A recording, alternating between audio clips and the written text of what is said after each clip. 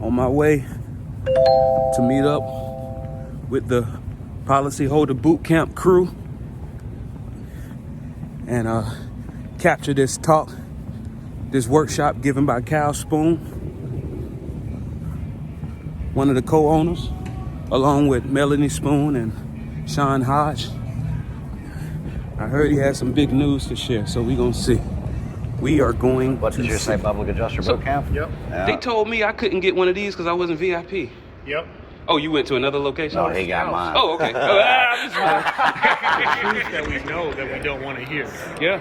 Yeah, I mean, it's not the truth that you don't know about that bothers you. It's the ones that you know but you want to ignore. Yeah, absolutely. Well, and even worse beyond that is that if you're making a profit off what everybody else has believed to have been correct, and then you find out it's not correct, then you have to reconcile the fact of whether or not you want a conference or, whether you want a conference. Yeah. Whether you want to have that conflict of interest or go ahead and own up and say, hey, things I've been doing is not quite correct, so I need to readjust, realign, and fix the course I'm on before I teach anybody else what's going down. Yeah. Especially if you don't understand it yourself. They say it's harder to unlearn than to learn. Well, out of the whole class, like 15 people, how many of those people raised their hands when asked if they had ever, submitted an actual proof of loss? Nobody. I was out of 15. So nobody performed after the duties after a loss. Yeah, it's safe to say that most policies have that submit to us within 60 days, meaning no choice. You have to submit to them. The majority of policies are that way. Some do say at our request, but the majority are submit to us. If you've been doing this for any time at all, there's no doubt in my mind that you've come across the one that says submit to us. Yeah. And if you haven't, what have you done? Self-explanatory. And if Yes, you sir. are supposed to be the true professional, not only did you probably just bar your and client. I want to make sure we're not trying to attack anybody by saying that. Oh yeah, nah. It simply is what it is. Yeah. Does that make sense? Oh no, it makes sense. Because some But people like, makes uncomfortable when they hear that kind of truth, which is what the oh yeah, conversation. but being uncomfortable is how you build muscle. It is, but many people grasp that, but I think many more don't. When the uncomfort comes, they kind of do the panic thing. They clam up, they shut up, they get defensive, they either fight or flight, and normally what happens is they'll fight for about a half a second. When they realize it's a losing effort, then they take flight. And then I hear my name get mocked somewhere else. That guy thinks he knows everything. God, do you really run around thinking that you don't know everything? Who in the world runs around going, I'm wrong at everything I do? No, I would guarantee you, out of all the people here, if we asked them, do you think that you're wrong most of the time? The answer would be no. Yeah. Where would we get if we all walked around believing we were wrong all the time? I think the difference in me and a lot of people is I do a ton of research. I have factual documents, cases. Everything that we do has something behind it that says this is why we're doing what we're doing. Most often, it's the policy, the one that nobody read. Yeah. All right? Yeah. How many of those people had read a policy in that same classroom? Not that many. Nobody except for you. Yeah. And you're a graduate, so kind of you don't count some of those. Yeah, and I think was unique. And one of the things that unique about your class is a lot of people say they looking for stuff to just keep beating on. You'll find something that the policy says, and then you'll say that's fair. As soon as you say it, they'll be in the mindset of saying, that's another. No, that's fair. But when it benefits the carrier. Yeah. But see, the thing about being right is it has no prejudice. Yeah. Right is right, wrong is wrong, and no matter whether I said it or whether you said it or whether somebody else said it, if it's correct, it's correct. It's correct. Understood. What's going on, buddy? Cal, how are you, man? Good to see you. It's good to see you. What's going on? Finally, nice to meet you. Nice to meet you. How y'all doing? How you doing, How man? are you? Looking good. That's a nice tan, man. Are we? We're not. How you doing, Randolph? George. I'm Cal's Cam. friend. Cam, Nice good to to meet you, Cam. Good to meet you. Here. John here too. Wanted to meet him. Oh, yeah. Yeah. He seemed like He's sharp when it comes Yeah. to he's like a steel trap when it comes to shingle knowledge. It's good to have anybody he's Well, always glad to help you. I'm Cam. on the contractor aspect, they need every tool they can get. They're not on the contractor aspect. They need every tool they can get. If Disco will get you a coverage that you need, then without you actually having to commit a UPA to get it, Sure. I'm all for it. Right, Yeah. right. If they can just, submit third-party data, and we like to use the term agnostic, like we're very, very strict on. We were that. just talking about that concept. It is what it is. It just is what it is. That's Just exactly because I right. said it doesn't make it wrong. Right. Well, some people have that mentality because it came from the PA side or it came from a certain individual that it must be wrong. That's a flawed way of thinking right off the bat. Yeah, I mean, we're kind of trying to separate MTS from. We should. It should be. It business. should I be mean, independent. It's Yeah. very independent. It's Yeah. completely different locations, different everything. Well, if you And- look at the program here, they have me up there speaking, and they have it as insurancebusters.net, and I'm like, that's the worst thing y'all could have did. Insurancebusters.net doesn't have anything to do with this. It's over there kicking ass, doing its own thing all by itself, and it's just kind of doing the deal. It's not involved with PABC, Yeah. other than the fact that the guy owns, parts of both of them. I see. BPA, it just does a sponsorship, so It's just tough because not everybody understands. It's confusing because a lot of us are doing a lot of different things. Well, We're wearing different hats. Well, when you walk into the middle of the manufacturing plant and you find all of these needs that need to be met, and you're already there. You're already there and you already have all the tools. Why not go, hey, look, hold on. If I can find the right person to put inside of this actual aspect, which is what John is, which is what you are, which is what all of these people are, can't do everything. Right. While we do have good ideals, the ability to actually divide and conquer stops if you can't divide. Right. Yeah, right. if you No, can't get there's somebody else only to do one. the thing, we're starting a new organization, absolutely. which is nice, and it will be a coordination of all of the educators.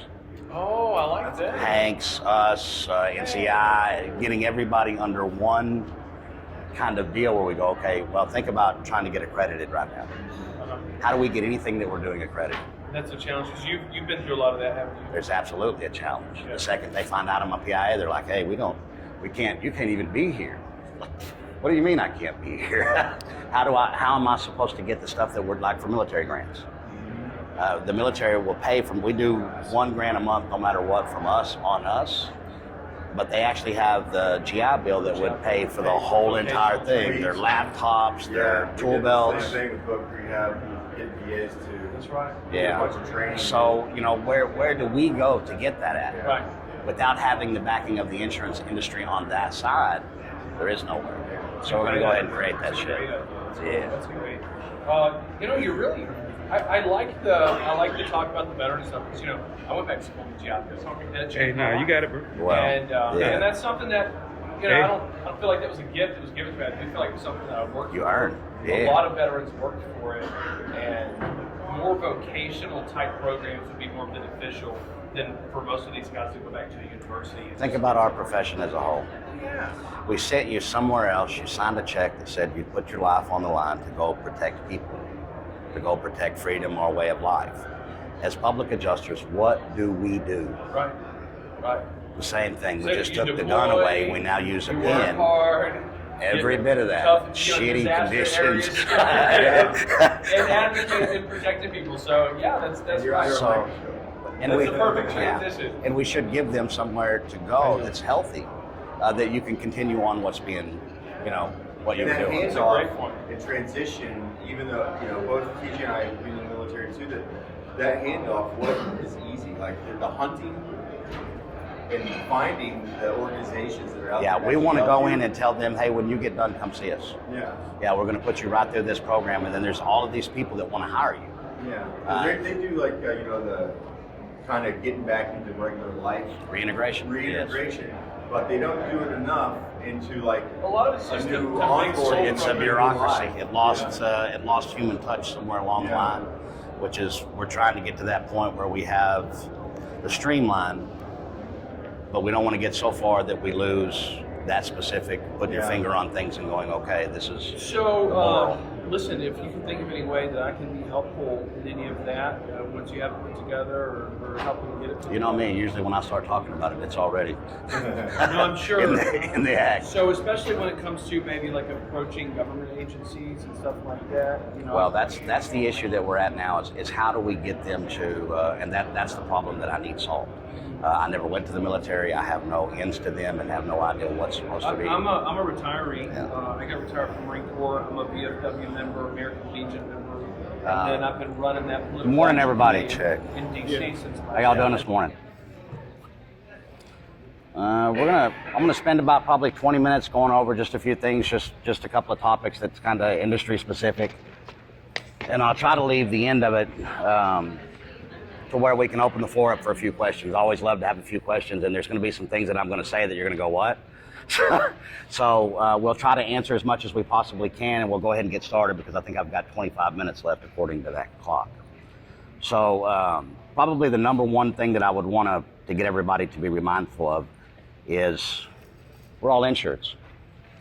Every single person in this room is a policyholder of some type, and before it's all over with, many types. So before we're contractors, before we're public adjusters, before we're appraisers, before we're any of those things, what are we? Insureds. That's who we are. So everything going on around us is going to affect us the same as it is the people that we're working for. So once we can figure that, go ahead. Oh, I'm sorry.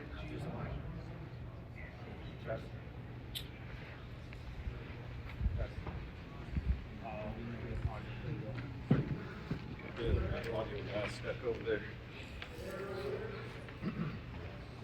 You want handheld? Oh, I don't care, whichever's easier for you. That we can do handheld. Give me something to do with my hands. Hello? Test. There it is. Okay, is that better? Okay. All right, back to where we were. Insureds. We're 100% all insureds. So everything that we do is going to affect us positively or negatively somewhere down the road. For instance, if we're out trying to find coverage where coverage doesn't exist, we're going to pay higher premiums. Those are things that we should not do. Going after valid, legitimate damage, valid, legitimate line items, things that we should do. But as we're going forward, we're filing lawsuits, we're doing the things necessary to put the protections back that we already received. In essence, the 165-line policy was a simplistic form that anybody could read and that we could all understand and that they should do business by. If we look at that thing from when it originated to what we see today, it has been changed and doctored so much that it no longer has the initial meaning in it. Here in Texas, I'm a Texas boy, we work all over, but I'll use Texas as a lot of the examples. If we take Texas specifically, one of the largest losses that we have in Texas is hail claims. That's a known factor. So if you take say a $250,000 home in Texas, on average, that person, depending upon their credit, is going to pay anywhere from $2,500 to $5,000 in premiums. That would be what they pay. So that house would also, according to an insurance carrier, normally have a roof that was probably about $7,000. So if we had a roof that was at $7,000, we took the deductible off of $2,500, we took the depreciation off of $2,500, how much money do we have left? $2,500. How much did you pay in premiums? $2,500 to $5,000. So what does that actually mean? You're self-insured. The majority of claims that we're filing in Texas, that insured is being self-insured. They're simply giving the insurance company a little bit of money to hold on to. They hold on to that money, and worst case scenario, for 97 to 98% of the insureds who file a claim, that's what's paid out, and they don't get anything back more than what they actually paid in. Is that insurance or is that self-insurance? That's by design. There's also some good studies out that the insurance companies are well aware of. Number one of those studies is that as the American citizen, there's about 40% of us who can afford $1,000 in the event of emergency. That means that 60% cannot afford $1,000 in the event of emergency. What would you believe an insurance claim would be classified as? An emergency? Now, if we set the deductible at $2,000, knowing that 60% of the population cannot afford $1,000, what did we actually do? You ever heard of impossible to perform? If you don't have $1,000 to begin with, how can you pay a $2,000 deductible? You can't. Now let's jump real quick to the suit against us clause. What does the suit against us clause of the policy say? No suit can be brought against us unless all policy provisions have been met. If you didn't pay the deductible, did you do the policy provisions? Which bars you from what? Seeking your full remedy under the law. That's one of many, many things that are hidden inside of that policy that we as insureds need to look at. We need to go to our legislative bodies and say, hey, this is crazy. You literally have allowed them to take the insurance policy, the thing that was supposed to protect us in the event of a loss, and dice it up to a point to where we actually are just simply trading money from our account to their account with no intention whatsoever of ever actually helping us out if there was the event of a loss. And remember, we're not asking them to help us. We paid for the policy in advance. There's a contractual obligation there. That's why they have worked so hard to mute the policy language. If you look in the 165-line policy, the duties after a loss was not called duties. Do you remember what it was called, Steve? Requirements. See, requirements is a very strong word, right? We get down to duties, we start to water that word down, because if we don't actually tell you that you have these duties and you don't have these and you don't perform these duties, then you can't sue us. You noticing a pattern on the suit deal? How many of you have seen bad faith as a practice? Everybody in here? No? Nobody's seen bad faith in here except those few handfuls? Everybody? Yeah. Now let's ask the next question. How many bad faith verdicts have you seen? Handful. But yet this whole room deals in things that we see this every day. The problem arises when you hit the claims environment that we're in. We hear a bunch of arguing and gnashing of the teeth about all the litigation. The reality of it is that the litigation is a part of what they have created, and they know it. They know full well that the insured, 98% of them are not going to fight at all. The other 2% that may fight are going to find somebody like us. They're going to find their way to the litigation. Once they find the litigation, there's a couple of things that happen. In Texas, what would be called a 60-day pre-suit demand would be sent out. At that point in time, that means a lawyer is involved. You've got 60 days notice to get this thing right, or you actually get the lawsuit filed. So what's actually occurring, when a lawyer files the 60-day pre-suit demand, he goes back to the policy and he does what? He follows the duties after a loss for the very first time. It has never been done before. Maybe parts have been done, something has been done here, something has been done there. How many of you submit a proof of loss on every single claim? Handful of y'all? Almost all policies say submit to us within 60 days a sworn proof of loss. So if we take that very first covenant and we ask the room how many people have done it, and only a few can raise their hands, then how many people have actually performed under the policy? Only a handful, huh? And that's if we got that specific thing. If we were able to get that, then there's a whole nother list of things that we're supposed to do. Now here comes the tricky part. The insurance company was never supposed to send their guy out.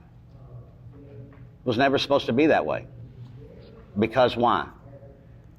Conflict of interest. I can't send my guy to tell you how much money I owe you, knowing that anything that I pay you, that I don't pay you, now becomes my profit. That is an absolute conflict of interest, and there's no way around it. But as early as 1895, we're trying to trace this all the way back to the beginnings as we speak now. If you take this all the way back to 1895, we are, as public adjusters, are listed in lawsuits. They vilified us then. When the first regulation came about that I can find at this point in time, which was like 1935 or 1937, they brought regulation about. Now understand, when they brought the regulation about, it wasn't to bring us in, is what was, I thought from my whole career, we were brought as an answer to what was going on in the insurance claims industry. And it wasn't until about the last 2 months that I realized I couldn't have been more wrong. IAs and staff adjusters were brought as an answer to the public adjuster. The public adjuster was actually here first. They were the original ones that did the claim for the insured and did it as a part of a covered cost of the claim.